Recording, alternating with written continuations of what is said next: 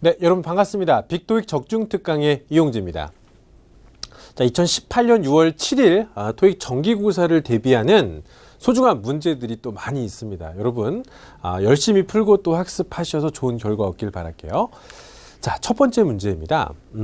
서로 다른 의미의 선택지들로 구성이 되어져 있습니다. 자, 전체 문제를 해석해야 될 것인가를 고민하셨겠습니다만 해석 문제 중에서 한 반에서 3분의 1 정도는 이 주변 전치사와의 결합성을 이용해서 문제를 출제하는 경우가 상당히 많습니다.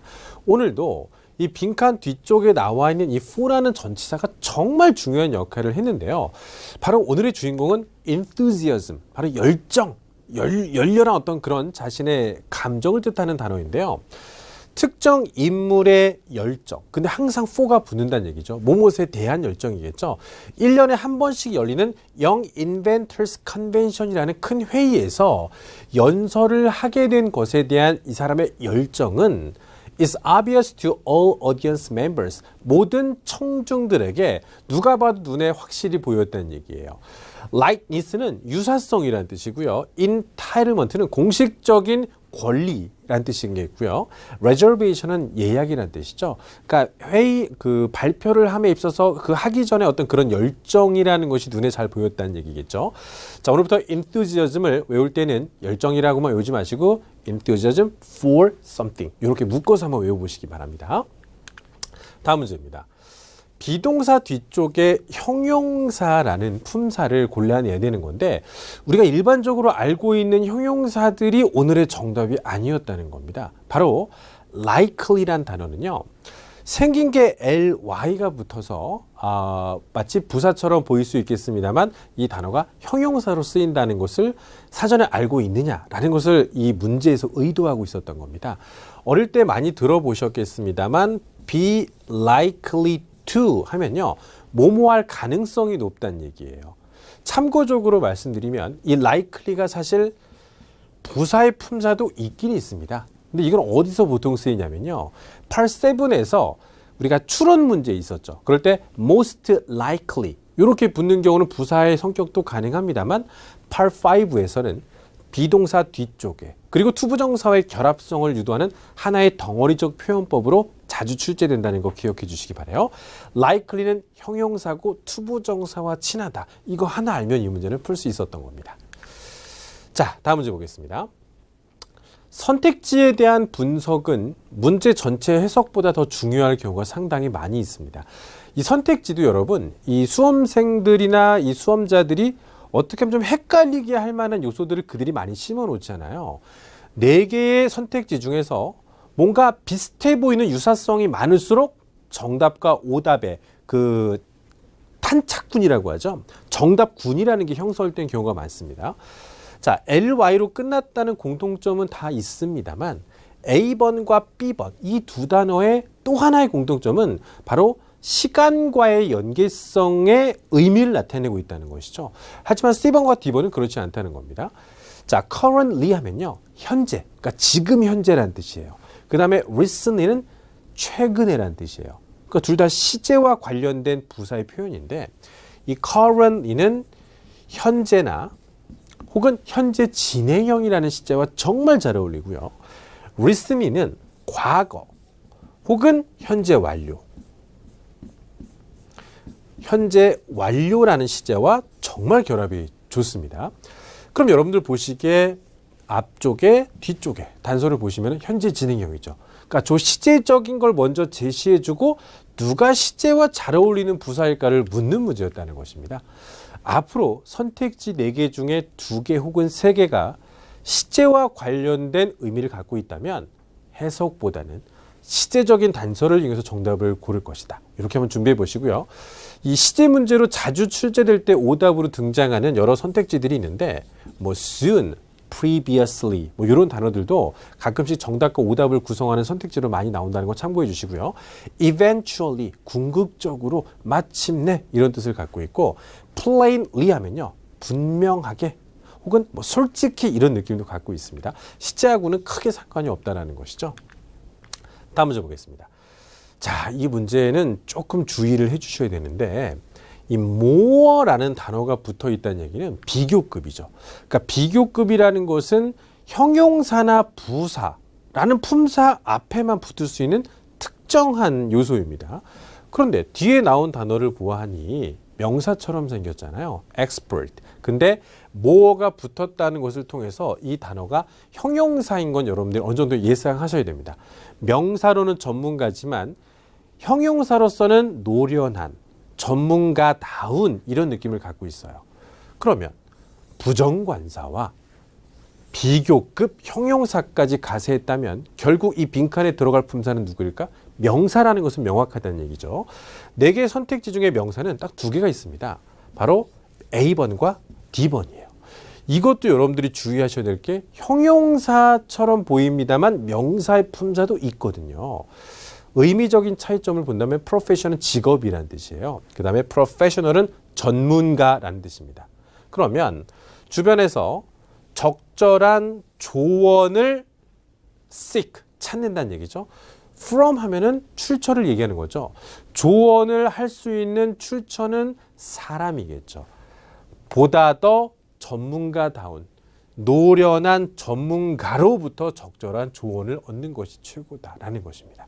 그래서 이 문제 정답은 D번인데 이게 형용사로 쓰이면 전문적인이라는 품사도 가능합니다. 하지만 명사로 쓰이면 전문가란 뜻이라는 거 꼭 기억해 주시기 바라고 more가 붙어 있으면 어쨌든 뒤에 나온 단어가 형용사일 것이다. 이 정도는 여러분들이 좀 예상할 수 있어야 된다는 얘기죠. 다음 문제 보겠습니다.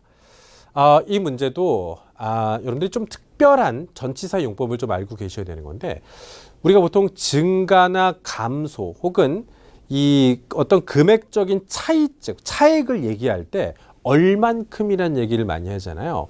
이 얼만큼이라는 수치 앞에 붙는 전치사가 오늘의 주인공입니다. 뒤에 보시면요. 문제를 보시면 올슨 아웃도어 스포츠라고 하는 업체가 1년 동안 벌어들인 수익이 증가했대요. 근데 여기서 얼만큼 증가했다? More than 50% this year. 올해만 봤을 때 50% 이상만큼 증가한 거죠. 차액적인 부분이나 증가나 감소의 수치 앞에 붙는 전치사는 항상 by예요. 이런 말을 해볼게요. 그녀는 나보다 4살 연상입니다. 그러면은 she is senior to me by 4 years. 이 by가 그럴 때 많이 쓴다는 것을 그동안은 잘 모르셨겠지만 뭐 행위자를 나타내거나 교통수단 나타내거나 이런 느낌으로도 많이 보셨겠습니다만 증가와 감소, 뒤쪽에 그 구체적인 수치가 나온다면 얼만큼 이럴 때 by도 쓴다. 추가적으로 한번 학습해 보시기 바랍니다. 다음 문제 보겠습니다. 4개의 선택지 중에서 무엇을 쓸 것인지는 항상 빈칸의 주변 문맥부터 살피시는 게 더 효과적이겠죠. 그러니까 처음부터 끝까지 다 읽어서 정답을 도출하는 첫 번째 경우와 컴마를 중심으로 요 주변의 단서를 먼저 찾는 경우, 요 주변을 먼저 본다면은 전체 문장을 다 안 읽어도 되는 편리함과 또 신속성이 있는 거잖아요. or not이라는 단어와 결합되는 단어는 4개 중에 whether밖에 없습니다, 여러분. 그죠? 그래서 whether accidental or not, 실수로 그랬든 아니든 간에 라는 뜻이겠죠. 이 rather라는 단어가 이렇게 뒤에 형태적인 특징을 좀 유사하게 보이기 위해서 선택지를 구성하고 있습니다만 or not과 결합하지는 않습니다. 그래서 오늘부터 whether는 whether or not, or not과 결합될 수 있는 유일한 단어라는 것을 기억해 주시기 바랍니다. 다음 문제 보겠습니다.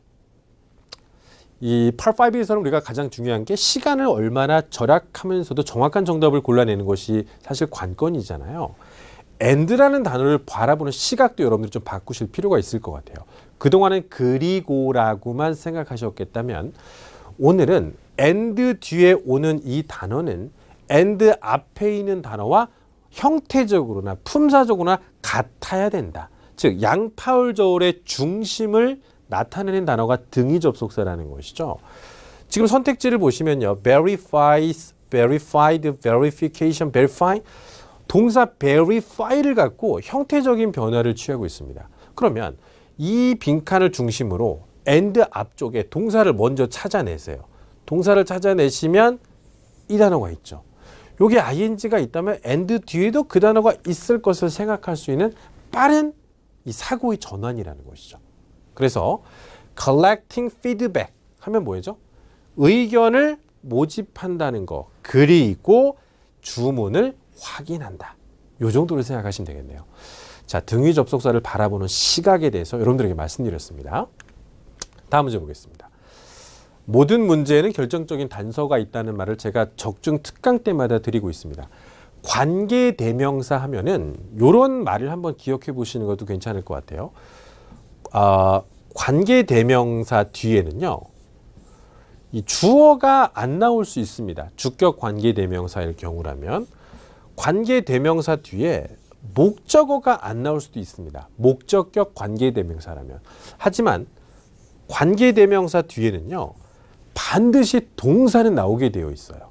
그래서 우리가 관동, 우리 문학작품 중에서도 관동멸교라고 있어요. 그 다음에 관동지방도 있죠. 그러니까 관동, 이 말이 우리에게 좀 익숙한 말이기 때문에 문법적인 공식과 결부짓는 것은 괜찮을 것 같아요. 관계대명사 뒤엔 동사가 온다더라. 관동. 그러면 관계대명사 뒤쪽에 동사가 아닌 것은 일단 탈락이에요. 그러면 여기 동사가 들어간다는 얘기는 이 단어에 주어도 있다는 얘기인데, 주어는 항상 선행사에게 주어를 양보하게 되어 있습니다. 그러면 선행사가 단수명사니까 복수동사인 A번도 탈락이 되는 거예요. 결국 단수동사인 C번과 D번까지 갔는데 여기선 또 수동태와 능동태라는 차이점을 보이고 있죠. 근데 deserve란 동사는 뭐뭐할 만한 가치가 있다라고 많이들 알고 계시겠습니다만 투부정사를 목적으로 취하는 아주 유명한 동사입니다. 그러니까 deserve to, 이 단어는 이미 목적어가 있는 상태인 겁니다. 그러니까 수동태로선 쓰지 않는다는 얘기죠. 정답은 C번이에요. 그러니까 이 문제를 풀기 위해서는 사실 여러 가지 문법적인 요소가 들어가죠. 관계대명사 뒤엔 동사가 있어야 된다. 관계대명사 뒤에 나오는 동사의 주어는 선행사가 담당한다. 수동과 능동태를 구별할 때는 목적어의 차이점을 구별해야 되는데 deserve는 애초부터 투부정사와 결합성을 보이고 있기 때문에 굳이 수동태를 이용하지 않는다. 하지만 한 번만 여러분들이 경험해 보시면 다음번에 쉽게 정답 고를 수 있을 겁니다. 다음 문제 보겠습니다. 항상 결정적인 단서 포착에 신경을 쓰셔야 되겠죠. 전치사 뒤에는 명사도 올 수 있고 동명사도 올 수 있어요. 네, 펜이 잘 안 되네요. 네. 그런데 선택지 중에서 지금 명사와 동명사 이렇게 두 개가 있는데요. 이것을 구별하는 방법은 의외로 간단합니다. 뒤에 다른 명사가 있으면 앞에 명사가 또 오는다는 것이 중복이 되는 거겠죠. 그래서 명사 있네. 그럼 명사는 안 되겠구나. 그럼 나머지 정답이 C번이 되는 거예요. 그러니까 정리할 때는 전치사가 보이면 명사와 동명사를 정답 선상에 올려놓아라. 이 두 개의 차이점은 뒤쪽에 있는 명사 유무에 달려있다. 이렇게 정리를 해보시는 게 중요하겠죠. 그러니까 적중특강을 보시면서 정답이구나 이렇게만 보지 마시고 문제를 푸는 방식, 필요한 공식 등을 여러분들이 정리를 해가면서 보시면 훨씬 더 효과가 좋을 거예요. 다음 문제 보겠습니다. 안타깝게도 I won't be able to, 나는 뭐뭐 할 수 없을 것 같습니다. 아직까지는 뭐뭐 할 수 없을지는 제가 알 수 없습니다만 뒤에 나온 이 단어는 결정적인 역할을 하게 됩니다. offer라고 하는 것은 누구한테 제안을 하는 거죠. 누군가 제안을 했고 그것을 받은 사람이 나예요. 여러분, offer라는 단어는 항상 상대적인 두 가지 어휘가 공존하게 되는 그런 상황이 놓이게 됩니다. 내가 제안을 했으면 첫 번째, 수락한다, 받아들인다라는 개념이 하나 있고요. 두 번째는 거절할 수밖에 없는 상황이 있습니다. 그러니까 승낙과 거절이라는 뜻이죠. 선택지 중에서 승낙과 거절의 느낌이 있다면 가장 좋은 정답이 될 것입니다. 정답은 accept. 당신의 제안을 받아들일 수 없다. 거절의 뜻이 없죠. assert는 강력히 주장하다는 뜻이고요. admit 하면은 시인하다, 인정하다는 뜻이고 appear는 나타나다 혹은 뭐뭐인 것 같다는 뜻이잖아요. 이 문제에서 이 출제자의 의도는요, 뒤쪽에 나오는 목적어와 어울리는 동사들을 같이 챙겨놓자라는 것이 있었다는 겁니다.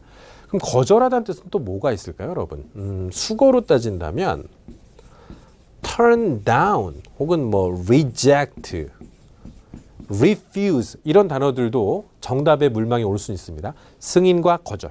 받아들이는 거가 그렇지 않다라는 느낌은 of와 함께 묶어서 외우시면 상당히 좋을 거예요. 다음 문제 보겠습니다. 오늘 두 번째 말씀을 드렸는데 선택지 중에서 시제와 관련된 단어들이 들어있으면 해석보다는 시제를 이용하자라는 거 벌써 두 번째 문제가 나왔습니다.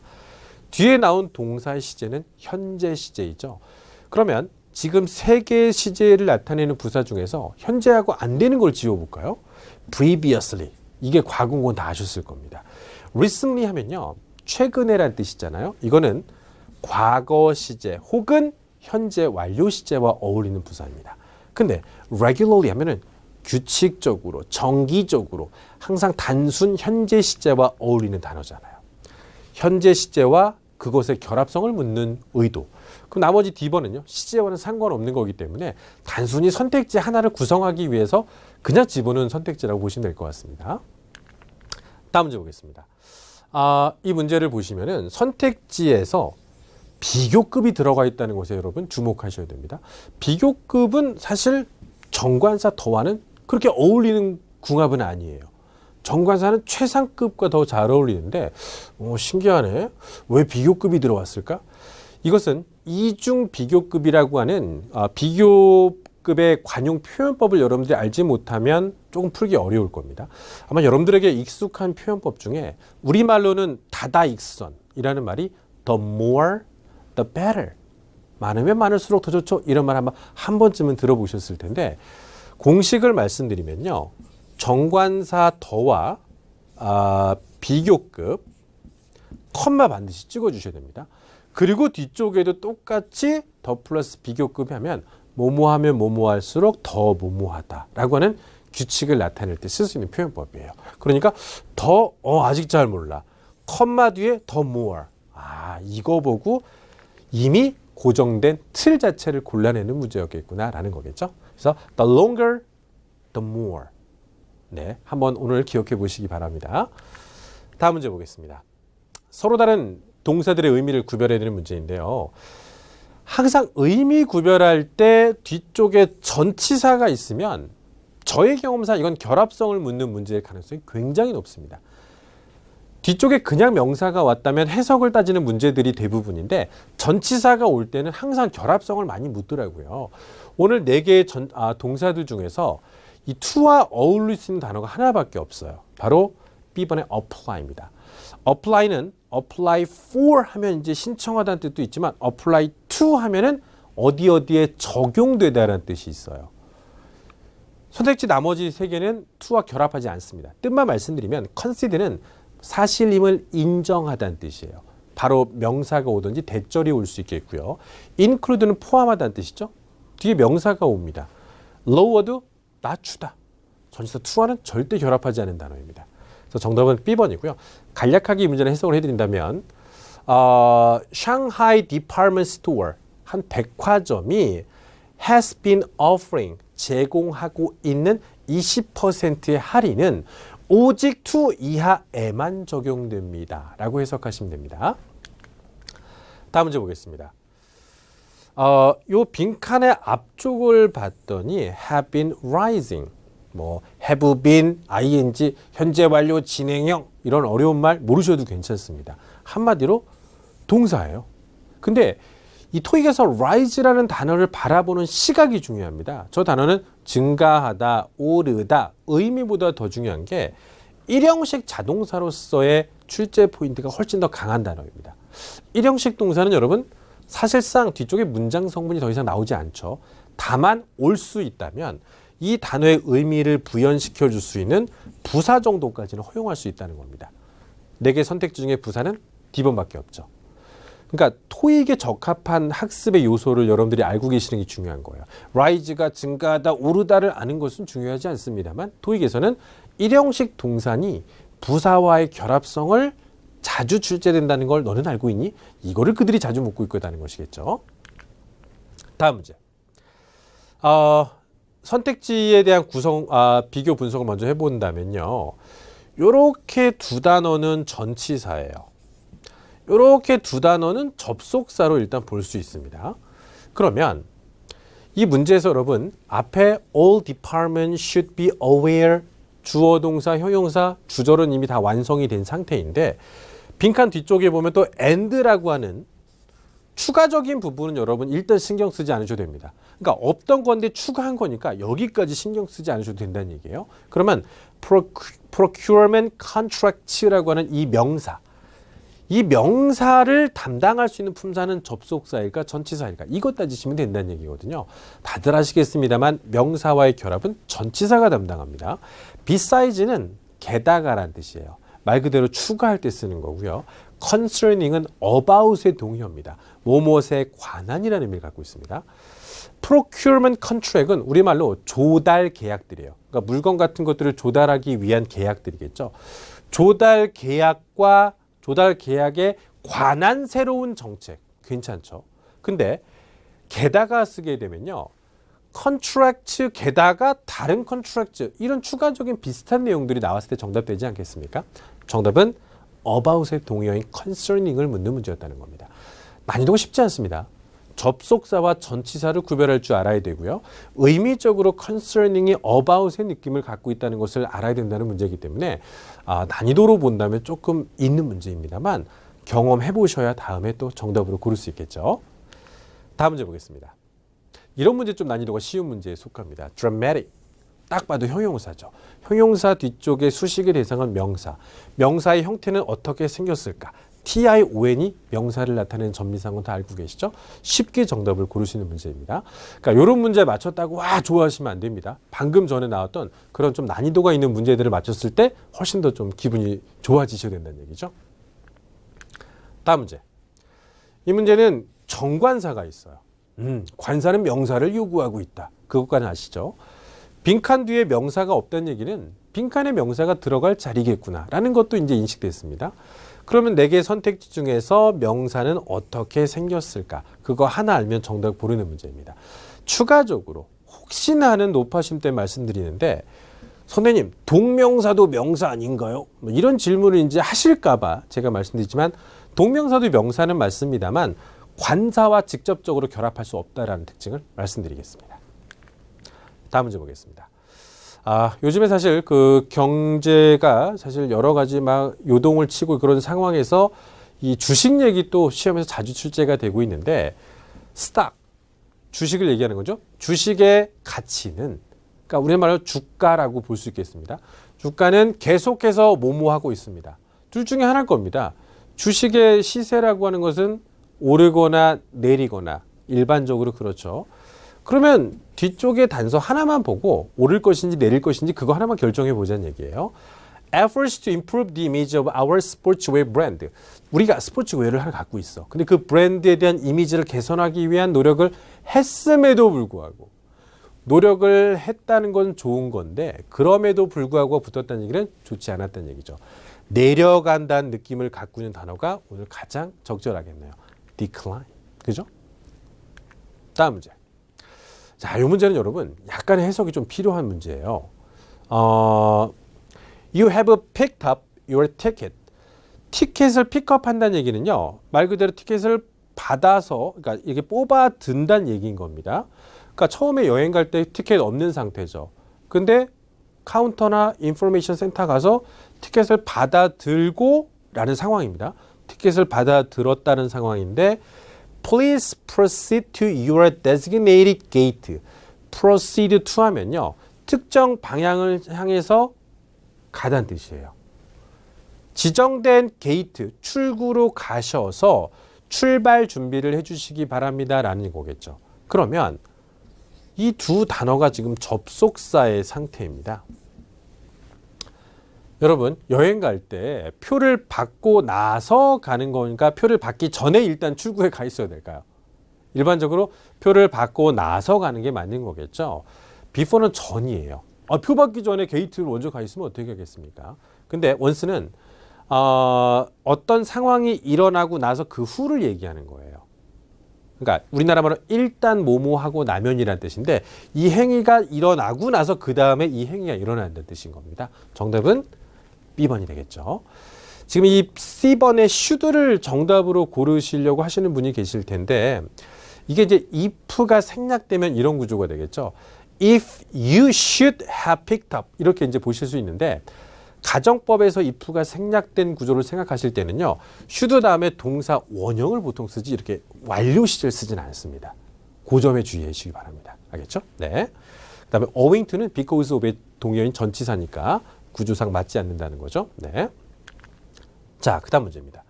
요거 이제 고민하시는 분들이 있을 거 저는 압니다. 저도 이제 대학생 시절이 있었고 지금 여러분 앞에서 강의를 합니다만 이런 궁금증을 누구나 갖고 있었던 것으로 기억합니다. 저 역시 그랬고요. have pp 괜찮을 것 같아. 근데 have 가지다. 가지면 무엇을 가지다? 명사도 될 것 같은데. 근데 막 고민해요. 거기서 이제 여러분이 결정적인 단서를 찾지 못했기 때문이죠. 결정하다라고 할 때는 여러분 make decision이라고 하지 have decision이라고 얘기하지 않습니다. 이 단어 자체가 일단 명사와는 어울리지 않는다는 점이고 decision은 일반적으로 가산명사에 속합니다. make a decision 혹은 make decisions 이렇게 쓰게 됩니다. 단어 자체를 그냥 쓰지는 않는다는 얘기죠. 그렇다면 여기 나온 have라고 하는 것은 have pp의 have였겠구나. 이런 단서를 찾고 정답을 pp 쪽으로 가시는 방법 한번 적용해 보시기 바랍니다. 자, 오늘 6월 17일을 대비하는 적중 특강에서는요. 실제 시험장에서 여러분들이 빠르게 정답을 캐치하고 해석을 최소한으로 해서 정답을 고르기 위한 이런 방향으로 한번 끌어봤는데요. 여러분들이 제가 문제를 풀이하는 그 방식에 집중하셔서 다시 한번 연습을 해보신다면 시간 때문에 고민하신 분들에게는 많은 도움이 있을 것으로 생각됩니다. 좋은 결과 얻길 바랄게요. 지금까지 이용지였습니다.